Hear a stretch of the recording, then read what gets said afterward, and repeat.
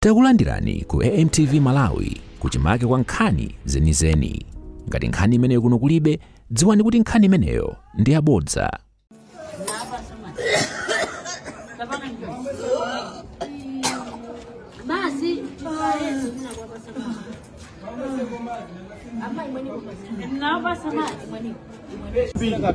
Atisisile katundu mafani kapeleke chikalata ndema cheya atuna oso amene akumpoto kuno sakugwira ntchito sakulithandiza iwo ngati atsogoleri amene tinayika kusogolo koma sakupanga chilichonse khala ngati mavenda akunoko akuluakulu akunoko ndi azipani chipani chimene chikulamula ambi imene tikuonera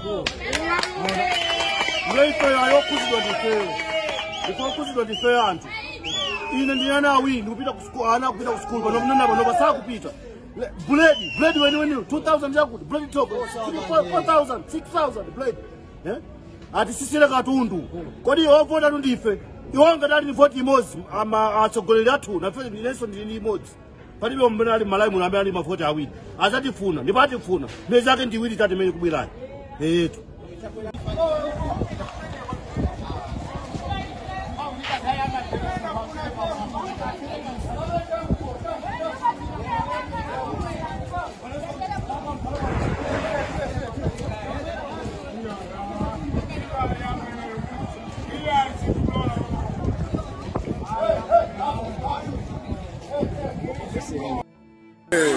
Socorro, apa?